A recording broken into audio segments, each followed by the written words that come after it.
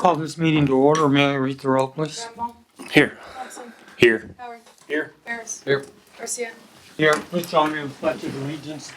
I pledge allegiance to the flag of the United States of America and to the republic for which it stands, one nation, under God, indivisible, with liberty and justice for all. I'd like to welcome all those who are in attendance as well as those who are joining on media. I'd like to go on to item number 2, public hearing. Andrew, I'll turn it over to you, and after you get done, I've invited Steve West to take the microphone and expound a little bit on the project, okay? Thank you, Mayor, Commissioners. The city is in receipt of a conditional use application, which is included in your agenda packet this evening. The request is to convert the facility at 580 East Armory Road, commonly known as the old Budweiser building. I think it was built in the 70s as an animal processing plant, and the request of the applicant is to, again, use this facility for animal processing, a meat processing plant. This property is zoned I-1, so for the applicant to be able to use the property in such a manner, they do have to get a conditional use through the city. They have filed for that conditional use. As part of that, we have to give notice in the newspaper and hold a public hearing. We have given notice in the paper, and this is obviously the public hearing component to hear from anyone in favor, anyone opposed to the application. If commissioners are in favor, they would have the opportunity to approve Ordinance 1732, which is on the agenda this evening. The part of a conditional use application that makes it conditional is the commission can consider to require certain conditions for approval. In the past, commissioners have required fencing or, different screening is kind of a common thing, but could be whatever conditions the commission would feel appropriate, or no conditions is also an option. So that's the nature. Are there any questions of any of the application materials or anything that I could answer before letting any of the public speak? Stephen, would you please take the microphone and kind of expound a little bit on this conditional use permit? Sure. Thank you all for listening to our proposal. So several of us in the community started talking about this project because, as you are aware, we have a new business on Main Street known as Black Eyed Beef Company. And Black Eyed Beef is owned by Chance and Paige Cranston, and we started talking about some of the issues that they were having with processing animals. Right now, they're processing animals at 2 locations outside of Midland. That's proving to be somewhat of a traveling issue. Also, it's affecting their supply. I've also asked a couple of the potential partners to be with us tonight. Jenna and Mason Ackley. Jenna is Chance's sister. She helps manage the feedlot, which they own south of Brewster. The animals the Black Eyed Beef Company processes comes from their feedlot, and they are potential partners on this venture. Anyway, we started talking about it. Randy's here. Randy's also a potential partner. Randy and I become potential partners because we've done some business with the feedlot, so that's how we all kind of connected. So we started listening to some of their issues. It's great that we have some new businesses on Main Street. As a banker and as a prospective citizen and economic development person of interest, we started looking at solutions. The first solution that we looked at was the potential of building a brand new plant. When we looked into the cost, some of the studies, Iowa State University did a study, and it's $250 to $300 a square foot to build a 8,000 square foot plant. Dollars and cents didn't make sense to us. I think the old plant used to operate back in the 70s, I think was the case. I think it was called Champion Meat Company. So we thought, what if we could renovate it back into a processing plant? And so what that would do would be, the cost savings to the new adventure would be tremendous, we think.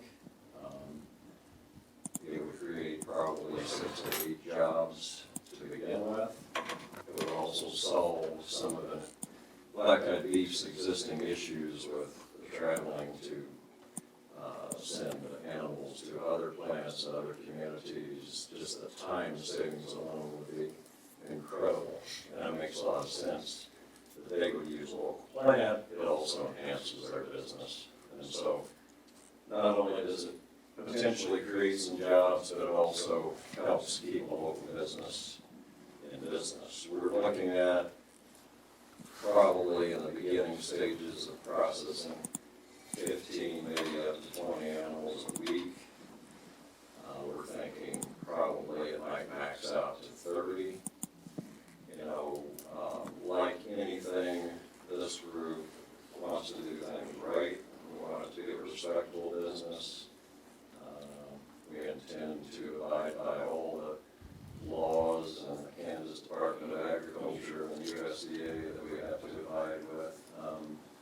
There's a lot of things by chance.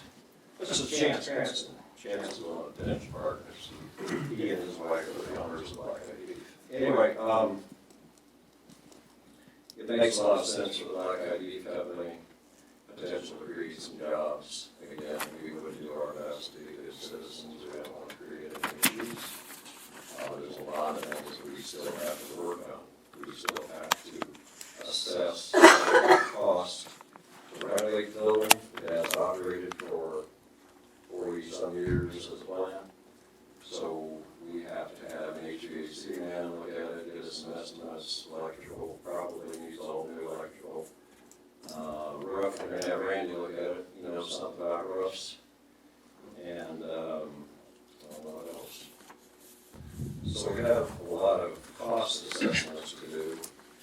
In addition, we have to be approved through the Kansas Department of Agriculture, who has the same standard as USDA. So there's a lot of steps, a lot of hurdles that we still need to go through. We thought it was a viable option for an existing business, possibly create a new business, new jobs. That's why we're here. We're asking for your permission to move forward. Without that, we didn't spend a lot of time and money in researching other things because this was really the first step that we needed to resolve with the city. I don't know if partners have anything that you want to say at this point, but that's kind of where we're at. I don't know if you have specific questions for us. Does anybody have any questions for Stephen? We're really looking for it to be a win-win situation for our community, existing business, and creation of jobs. So, Are you going to do any custom slaughtering for other people too, or? yeah, there's actually 2 businesses. One is Black-eyed Beef. There is another business out of Colorado that has indicated they would send animals to the plant also. They have a retail business and they're also having struggles with their current processor. Most of you know, if you've tried to process a beef lately, it's 6 months to a year out before they'll even line up the slot for you. So that's caused some of the beef retailers issues. So we have 2 retail beef customers. Yes, at some point in time, we Good. would do custom for individuals, ranchers, businesses, so forth. So,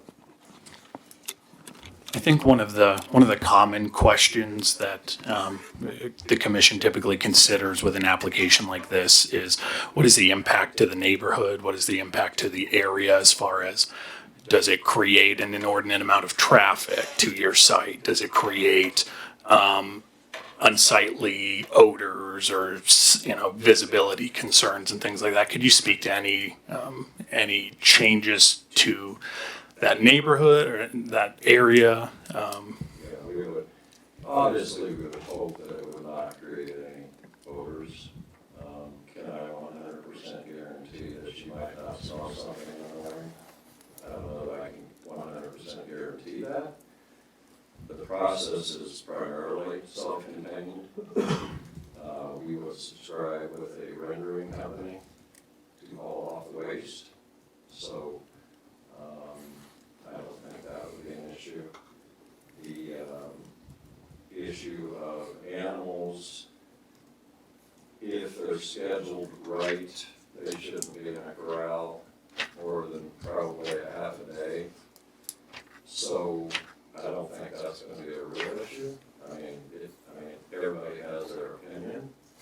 I mean, we're in an agricultural community, and kind of what we do. So I can't guarantee that it's going to be that you're not going to drive by and smell something once in a while.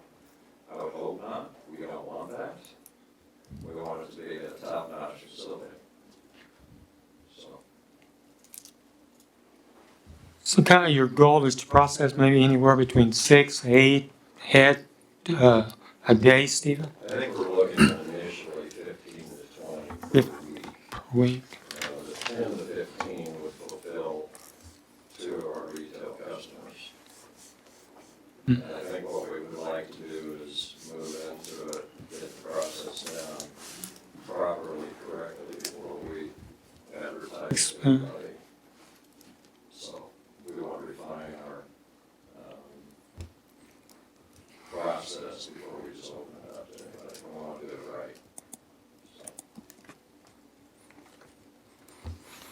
So I think this is a win-win situation. I mean, Stephen is absolutely right. I've done a little bit of research across the state, and the state has emailed me back to the fact that they're having that problem throughout the state. They just can't get beef processed fast enough. They're out a year and a half at the most. I also see that there's a bunch of traffic. I'm right next door to Black Height. Thank you guys for what you do. And you have a bunch of traffic going there. So I think, anytime that we can expand our economic boundaries as far as creating jobs and ensuring that, all the requirements are met, that is something that, that we should welcome to our community. I know how the rest of the commissioners feel, but if you have any questions or comments, please chime in. It's a definite need across the whole country right now, for meat processing, and I wish you the best of luck. I have no issue with it, and As mentioned, we have a lot of work to do ahead of us. It's not by far any means an easy business put together. Will be highly regulated. So not only will we purposely be a good citizen, but we'll be regulated as such also. I think it's a great idea, and it goes back to our adage with economic development, trying to get more stuff to come to town and more people to move to town. They'll have some jobs. I'm all for it. Judy? Yeah, I think it'd be great. My questions have been answered. I think the biggest question I had brought to me was what's the length of time they had to be? Are they brought in and slaughtered the same day, or does it get to the point if it grows really a whole bunch? Can there be 100 or 200 out there? But it sounds like it's in it. They're brought in and they're slaughtered and we go on. If it's scheduled right, they should be brought in and slaughtered the same day. Yeah. So, no, I think it's great. All right. Stephen? Any questions? Thank you for coming and enlightening us on. Wish you guys the best. thank you. We move on to item number 4, consent agenda, items A through D. The August 17th commission meeting minutes, August 24th special commission meeting minutes, the August 31st special commission minutes, appropriations ordinance 2020-17, 2020-17A, 2020-17B, and 2020-P17A. I'll entertain a motion to accept the consent agenda as presented. I'll move. Have a motion on the floor by Commissioner Thompson. Do I have a second? I'll second. I have a second by Commissioner JJ. Any questions or concerns? Mary, read the roll. Thompson, Yes. Ferris, Yes. Earl, Yes. Howard, Yes. Garcia. Yes. Move on to item number 5, ordinance and resolutions, ordinance 1732. Andrew? Yes. The public comment session? Yes. We just asked if anybody had any questions. Somehow missed that. I'm sorry.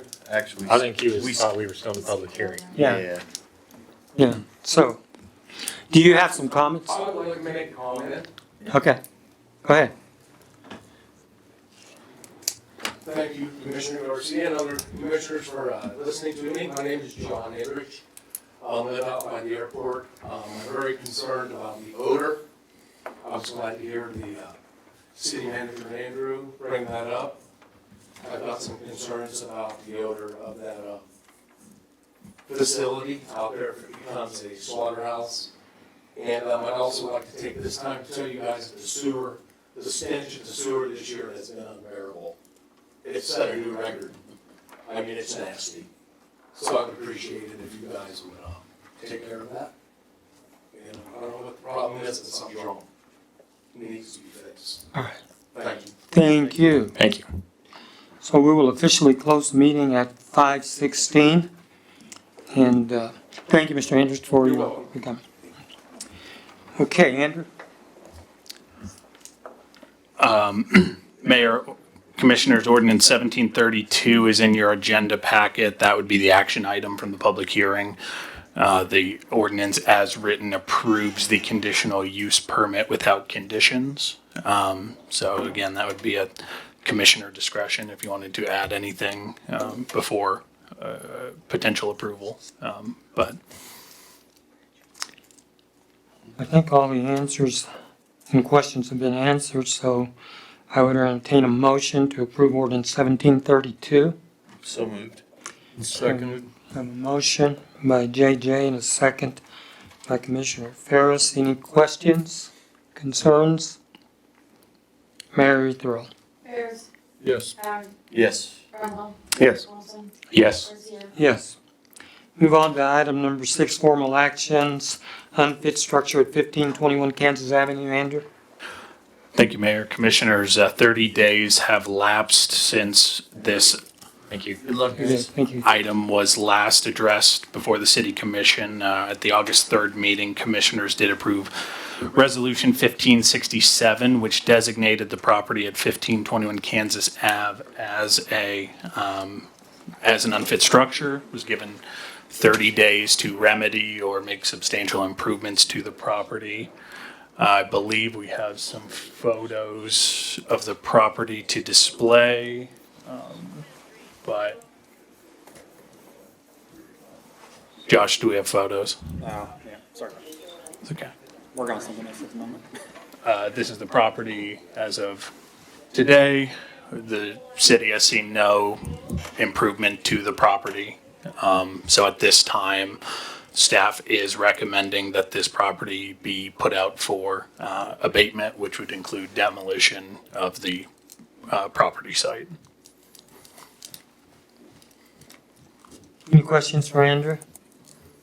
I think we've had enough discussion on this particular property, and we do need to move forward in improving the aesthetics in that geographical location. So I would entertain a motion to proceed with the unfit structure at 1521 Kansas. I move. I have a motion by Commissioner Thompson. Do I have a second? I'll second. I have a second by JD. Any questions, any concerns? Mary Thurl. Brumbault, Yes. Ayers, Yes. Howard, Yes. Thompson, Yes. Garcia. Yes. Thank you. Move on to item number 7 under item A, topside aquatics incentives. Andrew? Thank you, Mayor. Commissioners, I think we have some representatives from Topside Aquatics here this evening, so I'd definitely invite you all to speak on the nature of their request. But it's my understanding that the request is that the organization, which has been given discount utility rates for 6 months as part of the city's incentive package, I believe they are requesting that the city continue those incentives, I believe permanently, but would again, I don't want to speak for anyone, so if Shannon? we'd like to put you on the spot here. Thank you, commissioners, for allowing us to come tonight. New commissioner since I was last year, so I'll give a quick background. I'm Shannon Cure, on the board for Topside Aquatics. We are an above-ground nonprofit, or above-ground pool nonprofit organization. It's a fitness facility that is open to the entire community and the surrounding communities as well. We put quite a bit of work into it, and we opened it up on February 1st, and then we had to close in the middle of March because COVID hit. So we're still kind of trying to recuperate from the COVID the shutdown. Reopened on June 1st and have been operating ever since with no issues.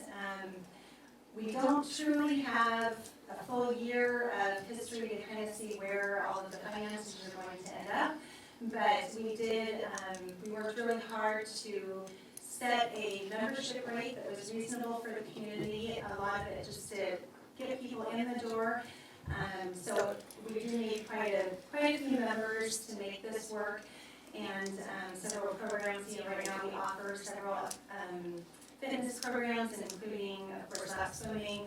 We have an aqua Zumba class, aqua bike class, and some couple water aerobics classes that are benefiting our entire community and very popular. I think we will be seeing more members coming back now as we're getting into the fall and winter, and they're not able to walk outside and do outdoor activities as much. So we're excited for that. Our incentive that we had set up started February 1st. So part of that was during COVID, that our incentive was that we were using that. We did shut down everything that we could at the pool at that time, with the exception of things that needed to run just to keep the water clean and whatever. So we did shut down as much as we could and apply for grants with the Sherman County Community Foundation. They had some COVID grants out there, so that helped us figure out a bit. But we would like to continue this incentive if we could. We do right now have 188 annual memberships from this community. And then we have 7 monthly memberships as well.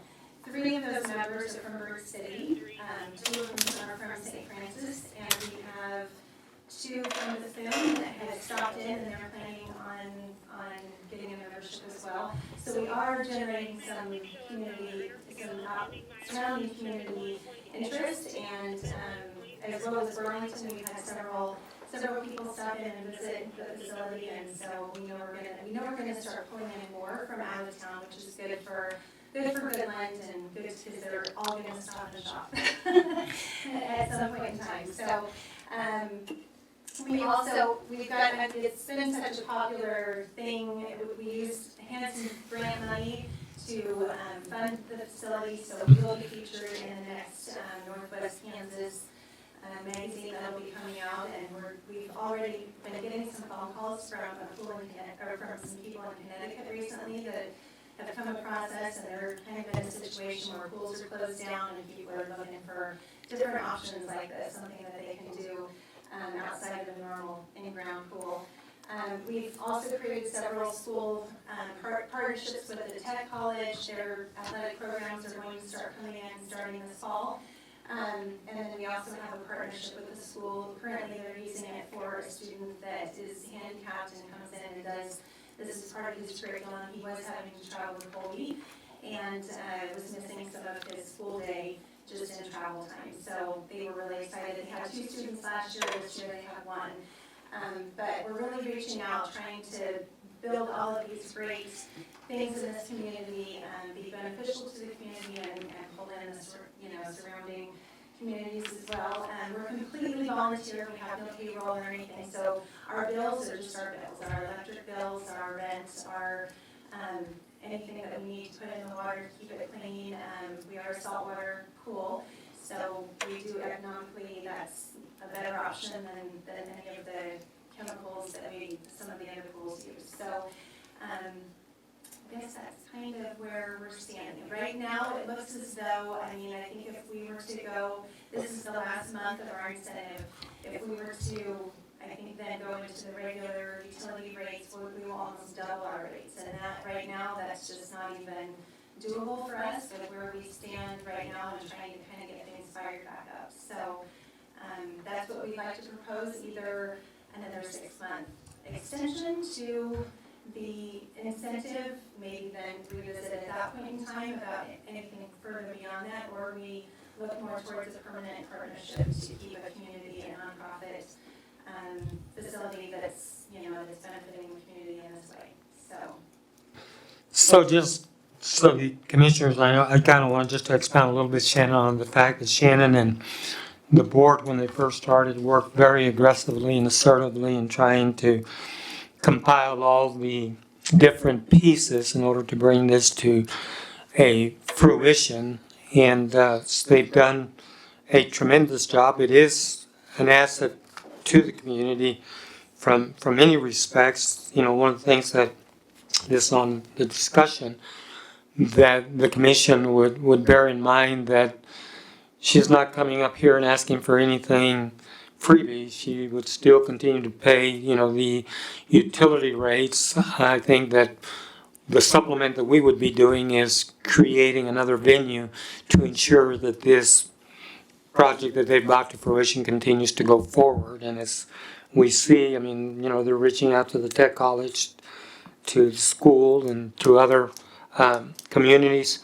But even without that, the fact that they were able to bring this thing to our community and has been as successful as they possibly can, is something that we need to bear in mind. So thank you for the hard work that you've done. And I'm sure that the commission will take all these things into consideration. Any questions for Shannon?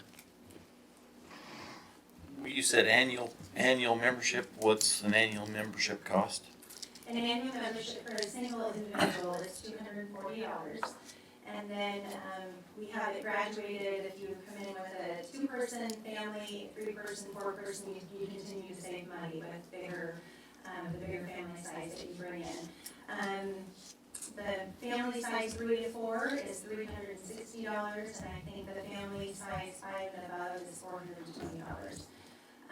So pretty good, very, very reasonable when you consider some of those families come in and try to use the facility regularly. So some of them are really getting their money's worth out of that rate, and have actually even said, some of those coming from out of town, they couldn't believe we were as low as we were.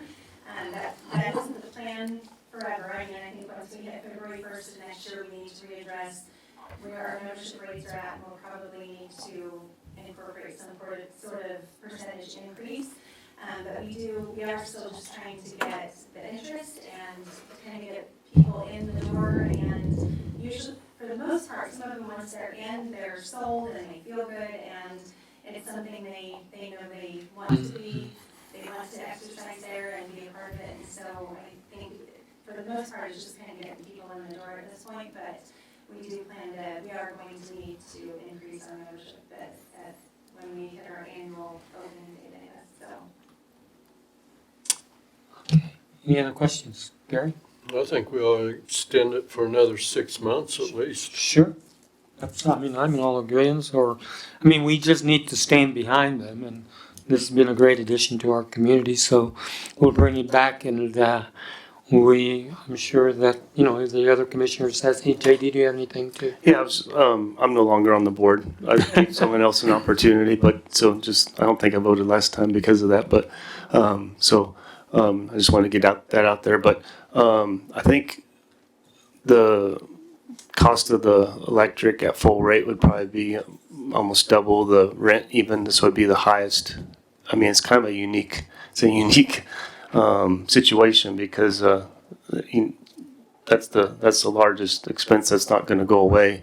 Maybe what, $2,400 if it went to full rate? Because right now, we have 2 big dehumidifiers that are mounted at the ceiling. They pretty much have to run all day long to keep the humidity in the building at the right level. That's really our biggest, the fans and dehumidifiers are probably our bigger expenses. The pool, of course, it's running, filtering the water. I don't know that that's a real major expense, but I definitely know our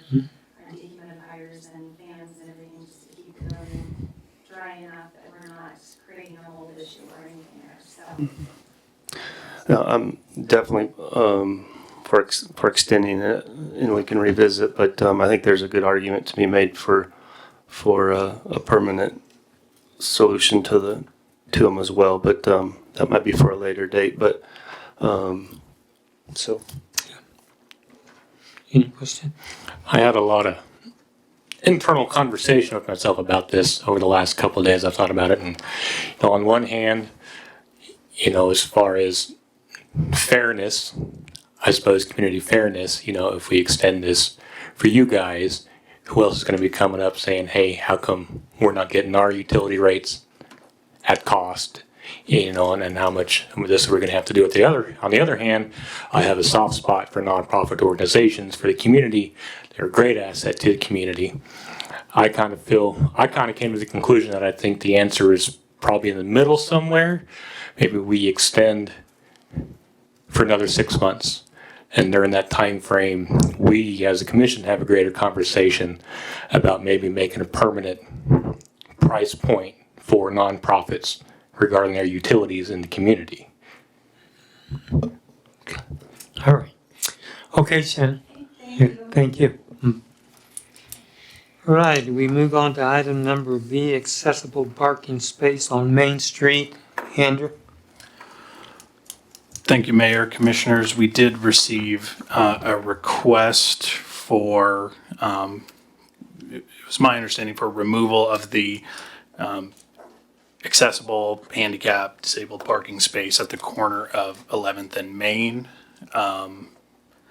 Mayor, I know you had some conversations on this, so maybe I'll defer to Okay. you. Yeah, so I'm sure maybe some other commissioners got some calls. I know I did. And I had visited with Darla Mossbarger, who is the owner of the Heirloom Baby Boutique, and I think we have come to a solution on how to keep everyone happy. If you look at the pictures, can we put that picture up there, Andrew? Or, well, that's not even necessary. Anyway, so you commissioners are looking, huh? It's in my manager memo. Can you display that? That way everybody can look at it.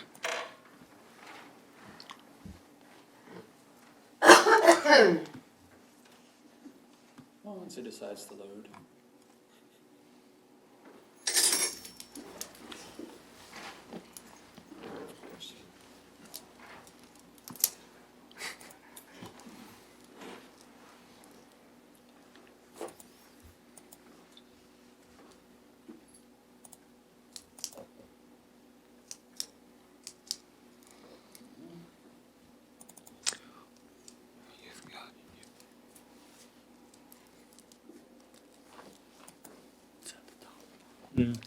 Yeah, I was gonna, Gary doesn't have it, I was gonna hand him over. There you go.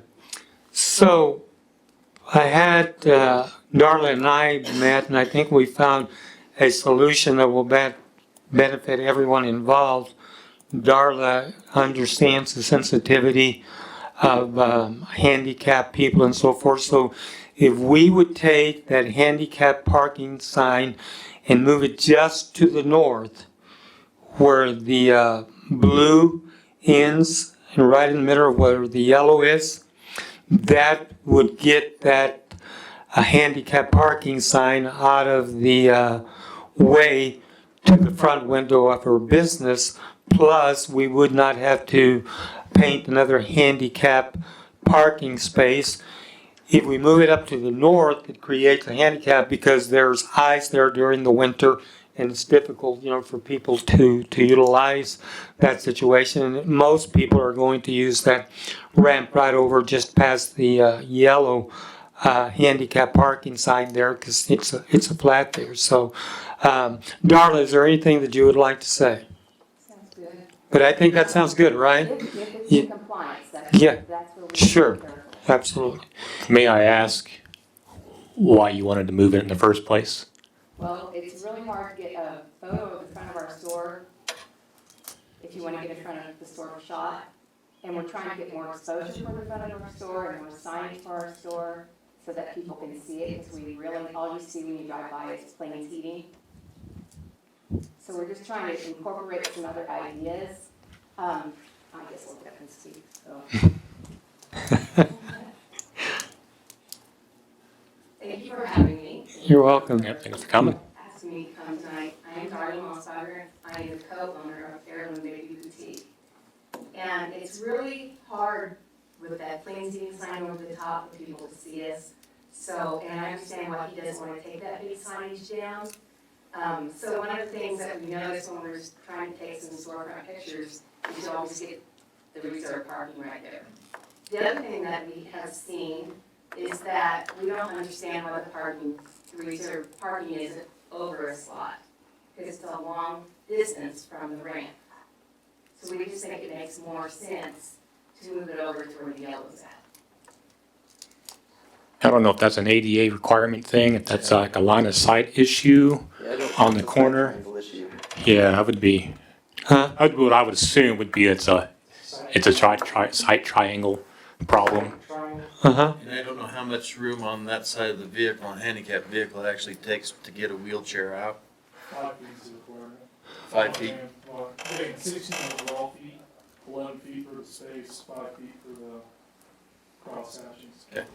Yeah, I understand that, but we're not talking about moving it over. All we're asking is to move it, and I think we can do that, right, Brian? Put it right at the end of the blue. Don't. You're talking in the yellow. Yeah, well, not just between the yellow and the blue. Because the parking is on the other side of that line. Are you saying Right, just, we're gonna, just she's move gonna the leave. sign? Yeah, only the Okay, sign. you're only moving the sign. That's only, Is there something that has to do with the sign too, where it has to be placed in the parking area? Correct. I mean, if you look across the street where the old social store is at, it's the exact same thing. You got handicap and you got the sign there. So it has to be visibly marked for handicap, but the sign, I mean, technically the ground's supposed to have one technical, has to have the handicap picture on the ground too. But yeah, the reason why you have the yellow is you go down Main Street, every corner has those yellow spots there so that people can't park there because of the side traffic issues. So something can look down and make sure, if they're turning with the light, that they're not gonna get T-boned or hit right there if you take that yellow out. So there's a reason for that. One other suggestion that we've noticed since we've been there is that our handicapped customers that do park there are the drivers. They aren't really unloading wheelchair people. So it's a long distance. For example, my dad's kind of has been that way with his surgeries, just to get him up the step and then to walk down to get his hair cut. So if, I know it would no longer be van accessible, but it makes more sense to us to put it around the corner and have it non-van accessible so that the drivers can get out and not have to walk around their vehicle to get to the ramp or go up the step. Does that make sense? That's another possibility of just what we've observed for people that pull up and use that space. So it's not here for a fight, it's just here to ask, is there something that we can do to make this better for the handicapped people and be in compliance and also open up a storefront a little bit better? Yeah, I mean, I'm more apt to, I don't like the idea of getting rid of the van accessible spot. I mean, I don't mind the idea of moving the sign over, but I don't say that'd be a matter of somebody looking into exactly what the regulations are regarding the spot of the sign and the handicap spot itself. If it can be over on the edge of it, or even with a different sign with an arrow next, I'm not sure what. I called the ADA on it because Andrew Brewer and I had this conversation with anyways, and even for which Andrew, you told us about the whole Supreme Court deal. Oh, I was just gonna leave that to whatever your ADA person was gonna say. I haven't that one. No, I was just canceling out this, well, and I can't remember the exact, it was U.S. Court of Appeals, I believe, case where it was a city in California versus a private citizen. premises and it's handicapped. The city didn't have any, either they took a space away or didn't have spaces at all, and they found that it was a requirement of the municipality to go ahead and have those in downtown district. And so I just wanted, if that was an option to get rid of it, I just wanted to make people aware that that was something that was out there that I had found when we were doing research on this topic. So after Brian and I discussed that. I don't think that the substance of the conversation is to eliminate what you got there right now. In fact, if I remember the conversation, the blue would still stay right there, right, Darla? Right? All we would be doing, but you can check into it, Brian, is to move that to the sign. Yeah. We're talking about the sign, not Right. the No, Yeah. exactly. Exactly. We originally thought maybe part of it was possibly getting rid of it. So No, we just yeah. put that in. Okay. So I just want the commission to understand and be clarified that nothing's being changed. In fact, I wouldn't mind it, Andrew, would paint the yellow up there.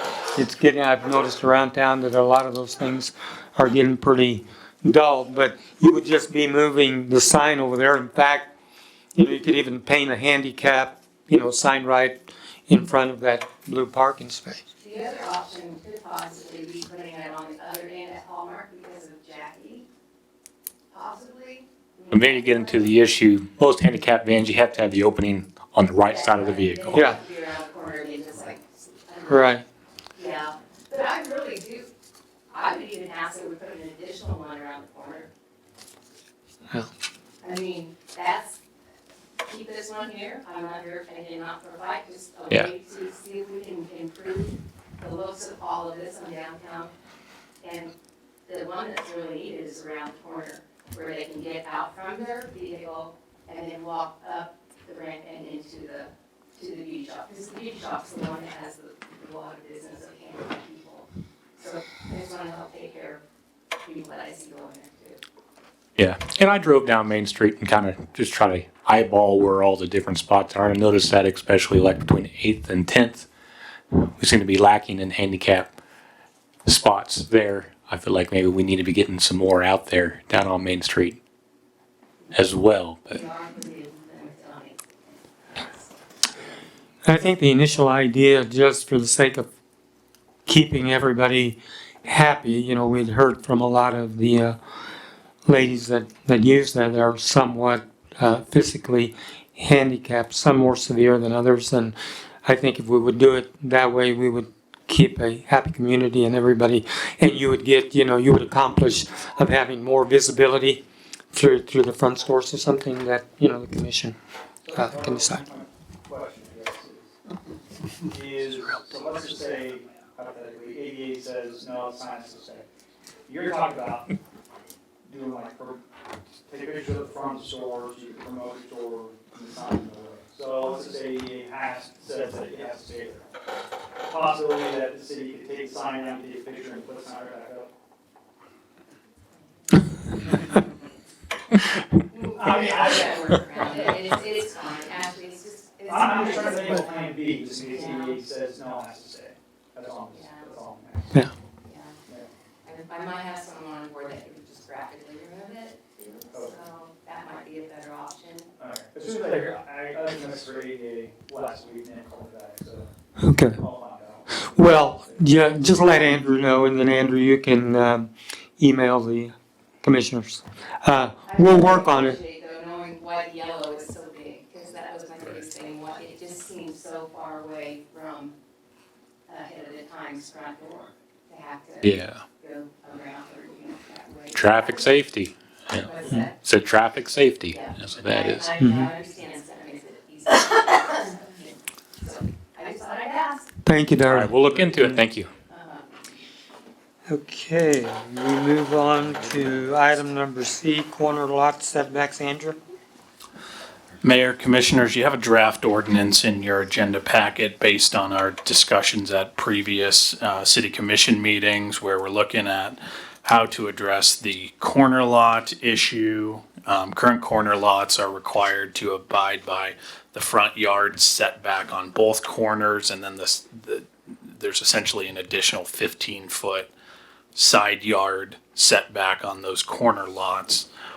So I have worked up a draft ordinance for you in your agenda packet, which would essentially eliminate that, instead saying that basically corner lots would have to follow the building line, the established building line of both streets. They're looking at building on a corner lot. And then if there is no established building line, essentially that the side yard be no less than 15 feet, so that there still is kind of a side yard setback, a little bit of a buffer zone, but it's not as significant as kind of what our current code is. So that draft is included in your agenda packet, and it impacts basically 3 different sections of our code. And so the modification would be for R1 and R2 zoning districts.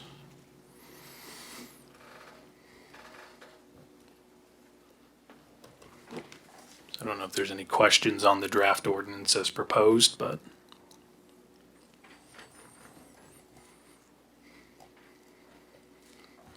No, I mean, I think it pretty much addresses what we had discussed at the previous meeting, so I think it looked good. Commissioners can study that and look at that, and you can bring it back for us. Yes, I'd bring it back as an action item at the next meeting. Any questions, Ryan? Oh, thank you. Nope, thank you. Move on to item D, Uniform Public Offense Code. Andrew? Thank you, Mayor. So annually, the city has a uniform public offense code and a standard traffic ordinance. So rather than the city go through and define every single misdemeanor, every single crime, every single traffic violation within the city of Goodland, typically what communities do are adopt these codes by reference. The organization that puts them together is the League of Kansas Municipalities, and they compile an annual standard traffic ordinance and uniform public offense code. So we have to update our codes every year based on action that the legislature takes that modifies state law relating to public offenses and relating to traffic offenses. So that's what Leanne will be speaking with us about this evening. So for the first year since I've been here, the state actually put out a 47th edition, which is exactly the same as last year's 47th edition. So there's no changes to it, except for the front. So we did not have to adopt a new standard traffic offense code because it didn't change. So we just kept the ordinance we had from last year. On the uniform public offense code, did you put one of these in there? Yes. So the league sent out what changes have been made to the uniform public offense code. Probably the 2 biggest ones, the first one was the addition of section 10.29, which is a violation of public health order that gives the city, the municipal court, police department teeth if someone's in violation of the county health officer's mandates. As you guys all know, our county is pretty lenient right now with COVID. This just gives the ability to do something if you've got an issue that needs to be addressed. May or may not be in use, I don't know, but it's there if we need it. If we don't need it, great, but it's there, it gives us something to work with. The second thing is the changes to the selling, giving, or furnishing cigarettes or tobacco products to minors. The Federal Food and Drug Cosmetic Act increased the age to 21, from 18 to 21. It says in here that Kansas had not passed it. My understanding they had on January 1st. Jake was going to check that check into it for me. Get back to me. I haven't heard from him back.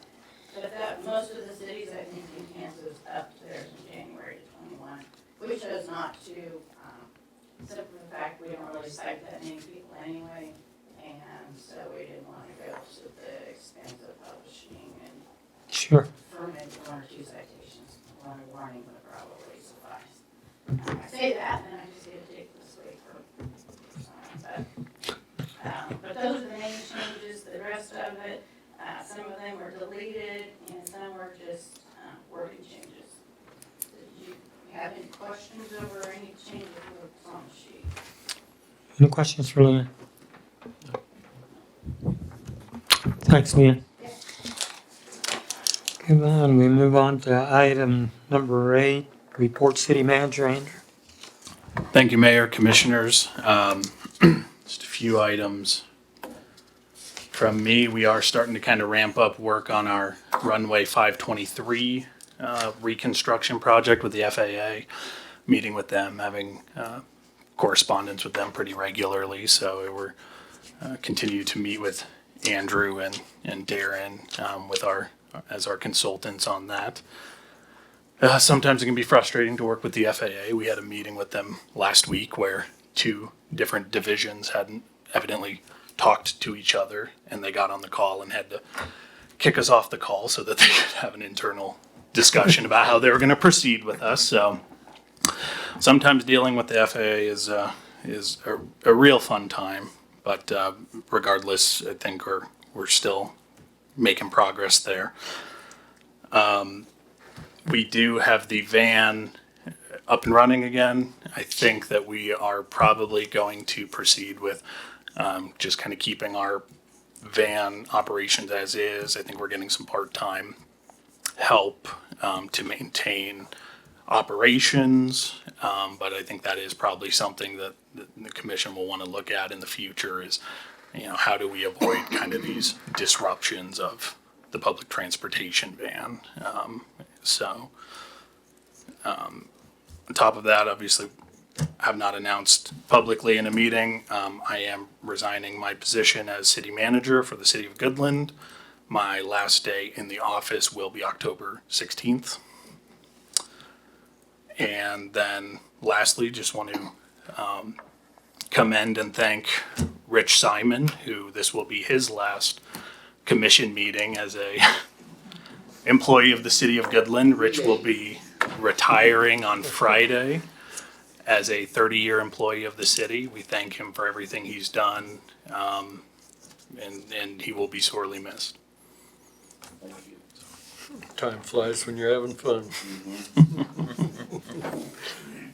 So that would conclude my report. I would stand for any questions at this time. Any questions for Andrew? Any word on the chief of police? Not at this moment. Okay. All right, we move on to item number B. Leanne, you're up again. Municipal Judge. I don't have anything else to add. All right. Last time I updated you guys about 6 weeks ago. All right, sounds great. Public Power Director, And Dustin actually had to be gone today, so we will have him we're reporting. moving right along.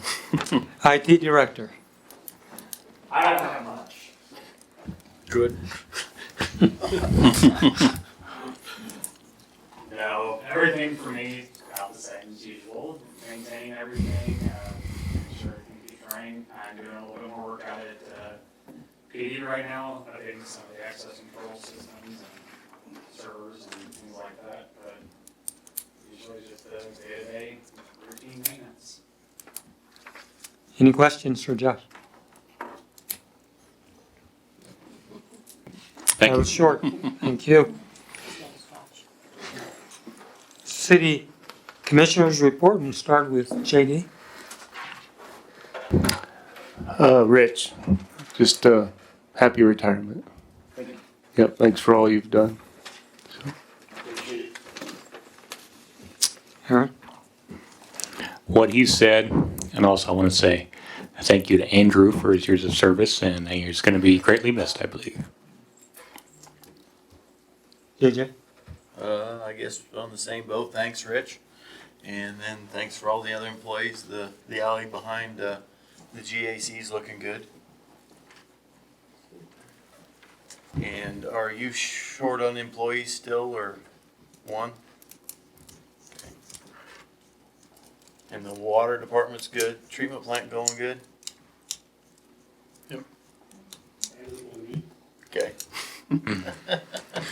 Evidently it smells. That's okay. Now, Andrew, so the starting salary, Kenton, should be at 14 right now, right? After, Correct. so you guys know, when you advertise, with that raise, we're gonna start them out at 14. So, Gary, anything? No, things are good. Thanks for your service, and thank Rich for your service. My consensus as well. I think we all appreciate the hard work and dedication and commitment to our municipality on behalf of Rich and Andrew. I'm sure that we wish you the best in your future endeavors, and we thank you for all that you do. And so that's all I have as mayor.